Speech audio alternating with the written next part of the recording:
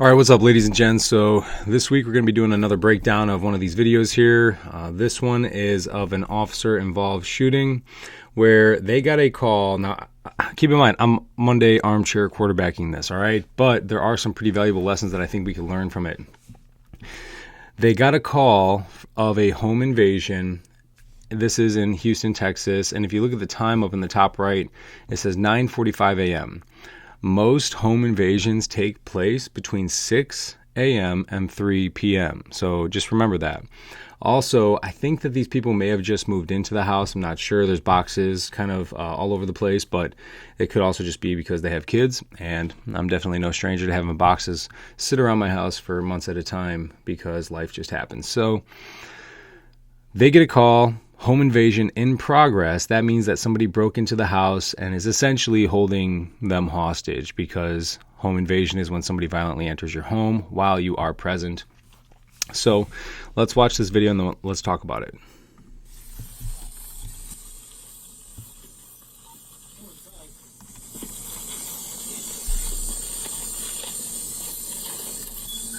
What's going on? What's going on? Hey, let me see your hands! Let me see your hands! Let me see your hands! Come here, sweetheart, come here! Come here! There's another one. Anyone else? Ow!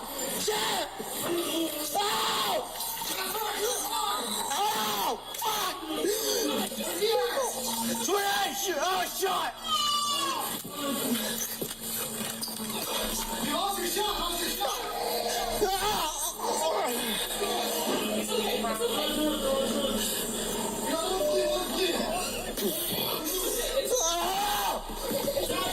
It's okay, bro. Two damn shot!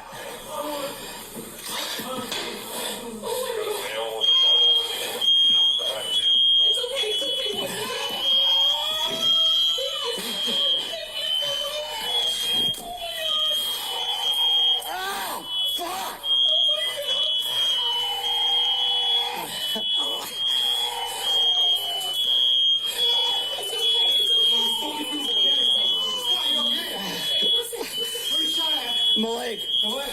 Right leg, got tourniquet? Oh, shit!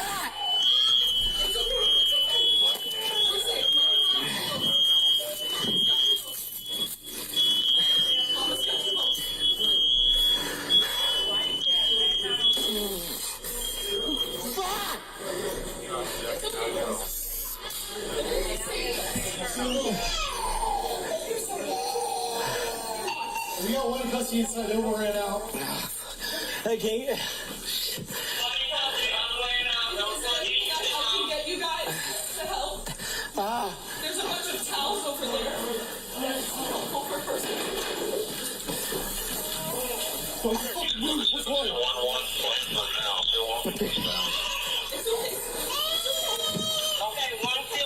Please, I'm feeling. Shit.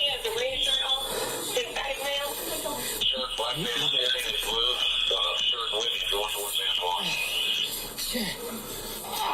Blazer going towards Gunpoint, red shirt, black pants, and the blue shirt and pants. Suspects are in the northwest.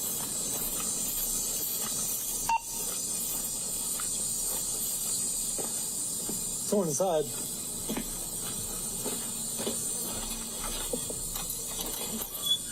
What's going on? What's going on? Hey, let me see your hands! Let me see your hands! Let me see your hands! Come here, sweetheart, come here! Come here! Let me see your hands! Get on the ground, get on the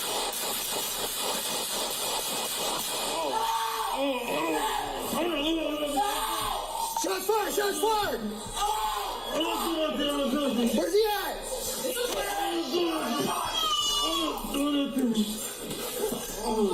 Hey, officer shot! Officer shot!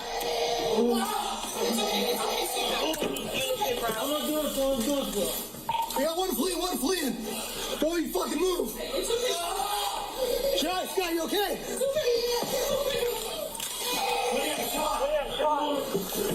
They're gonna pale with the dog food, jump in the back fence, going northbound.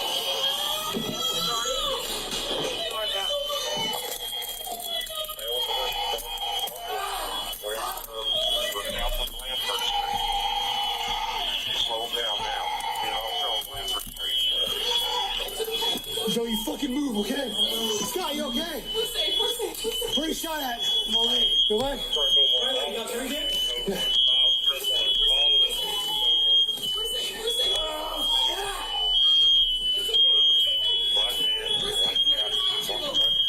Mommy's got you both.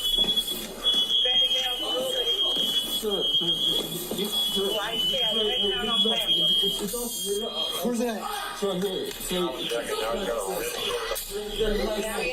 Still move. We got one in custody inside, the other one ran out. One in custody, the other went out. Those 4 dishes around. Get you guys to help. There's a bunch of towels over there. Where you fucking move? Which one? 1-1, Blanford now, still walking westbound.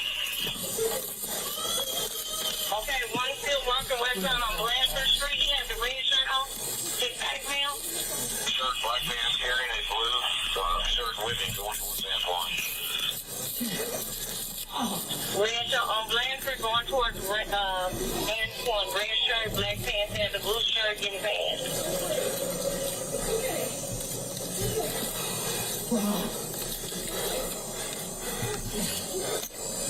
Hello, Steve Anderson, 7215 Blanford. Is there anything on you? How many people are in here? Is there another guy or just 2? 7215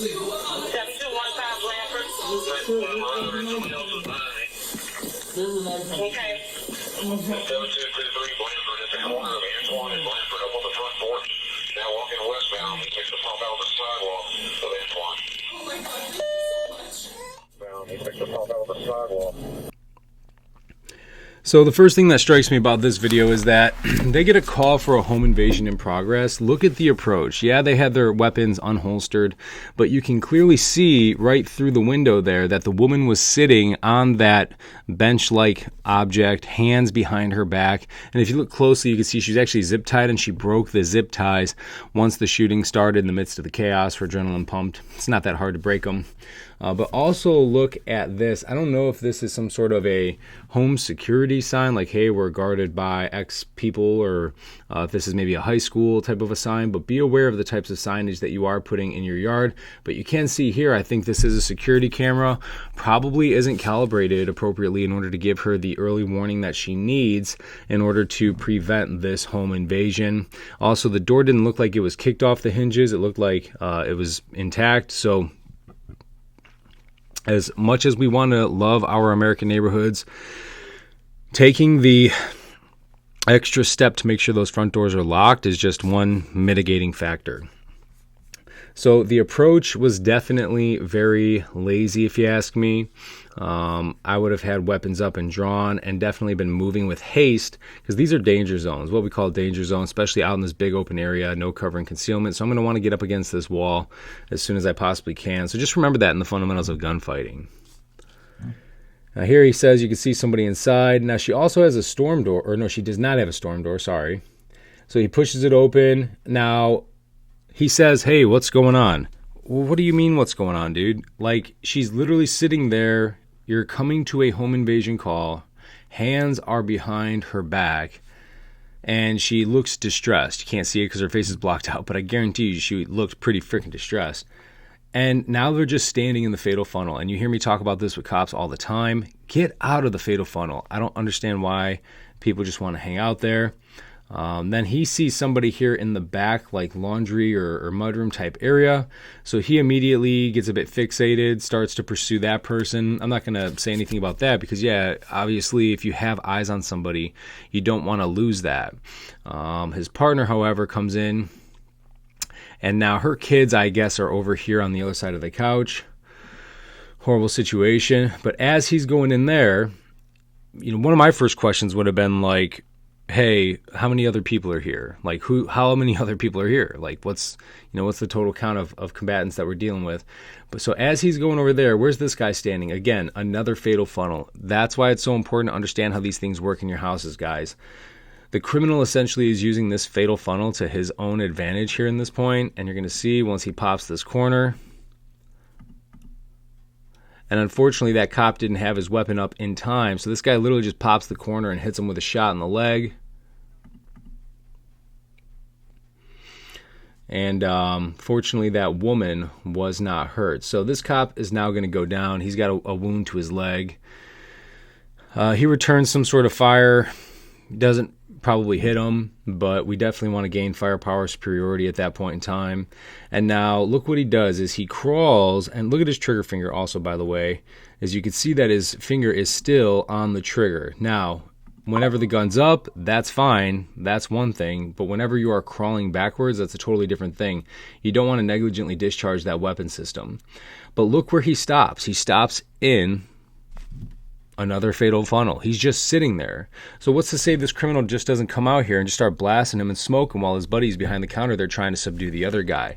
Definitely a shit show situation for his partner, because now he has to deal with a wounded partner, armed criminal who's willing to be violent in the house, who has a dominant position. He's in a fairly exposed position over there in the kitchen, as you'll see when we get to his body cam footage, and he has a supposedly unarmed combatant that he needs to subdue. Not the best situation to be in.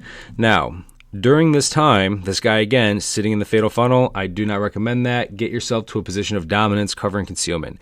He doesn't have a tourniquet on him. He has to ask his partner for a tourniquet. But look where his partner now is standing. Right again, once more, in the fatal funnel. I cannot stress this enough, guys, how important it is to understand these concepts. Now, look what the cop does here. Is he actually has to put his gun in his left hand, his support hand, while he reaches for a tourniquet. So one, carry a damn tourniquet with you if you're going to be in a situation where you could possibly be in a gunfight, cops.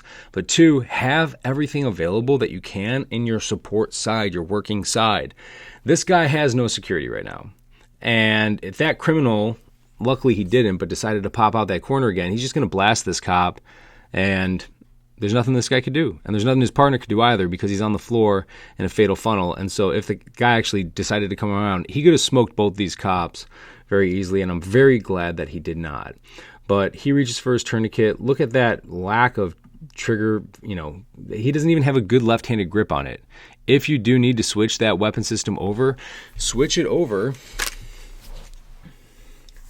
All you're doing is marrying up that non-dominant hand, but the fundamentals still apply. High firm pistol grip, three fingers over that pistol grip, meaty portion of the J hook underneath that beaver tail, finger straight up and off that trigger, and then hold it down on whatever area it is that you're trying to cover down on while you toss your tourniquet. Then, keeping that gun up, you marry it right back over, but you keep that muzzle anchored towards wherever the threat is. So he's going to head back over here. He already handcuffed that guy. He needs to consolidate their position. Again, this guy is still in the fatal funnel. Don't recommend it. Criminal could have easily just snuck out, came around the back of him, and shot him in the head. Where would I go in this type of a position? Well, I would probably have gone outside of the house and hung out outside of that doorway looking in. Again, behind the cover and concealment provided by the hardened exterior of the building. Now, I like what this guy does here. He drags this dude over, but I would have also, again, got outside at this point. I would have got that woman over with me, or I would have at least finished clearing this house.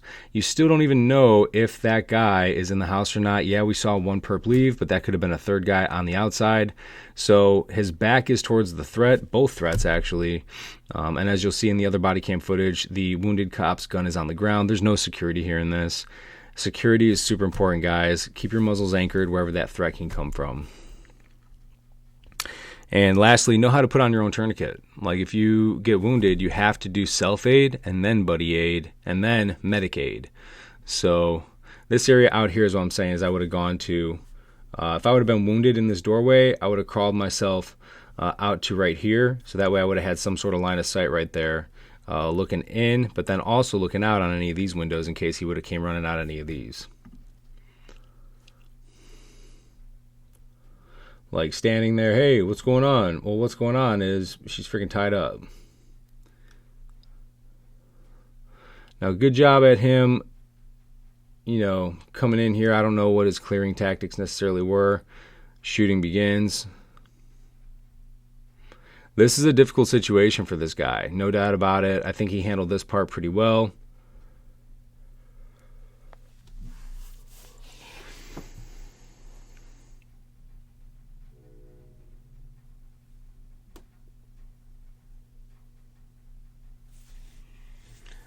There goes the perp. But keep in mind also, and again, I'm totally armchair quarterbacking this one. He's still in a fatal funnel, right? He's still sitting. That perp could have just turned his gun into that doorway and fired a couple of rounds and possibly hit him. But his options are pretty limited here, guys. I'm not gonna sit here and say he was wrong in subduing this guy in this position that he was in with a mother, 2 kids, and a wounded partner. This guy definitely, I think, would be written up for some sort of an award. Because in the end, he did do a pretty decent job. There's just some things that could have been a lot better. Now, here he goes, covering down on that point where the threat came from, but he's still on the cusp of that fatal funnel, and now has just got nothing going on. You can see that other cop's gun's on the floor. I would have really cleared the rest of that room, probably the rest of that house, just to make sure that there's no other threats in there. Remember, you got to win the gunfight before you actually start to provide any sort of medical aid to anybody most of the time.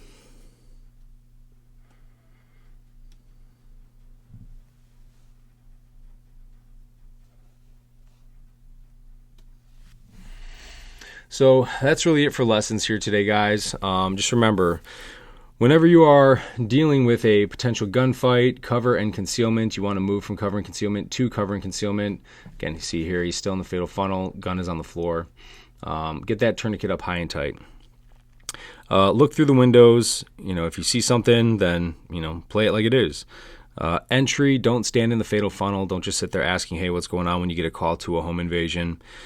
For the actual shooting, no fatal funnels. Don't be standing in them. Flow like water. Get your muzzle down in those directions where the threats could be coming from. Carry tourniquets on you. Carry them on your support side so you can access them in the event that you get wounded. Have good trigger finger discipline.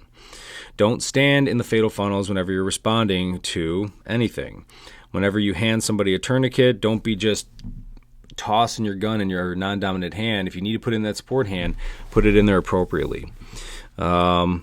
Know how to put on a tourniquet yourself and for somebody else. Plain and simple, guys. Get it up high as you can on that extremity.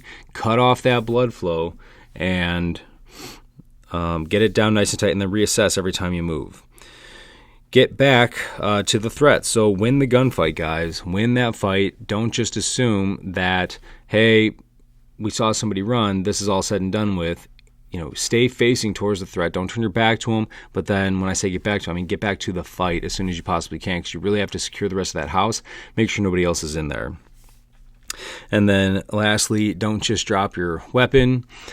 Get yourself to that position of cover and concealment, a position of dominance where you're not just sitting there in a choke point, unarmed, hoping that the criminal doesn't come around and actually execute you, because it very well possibly can happen, guys.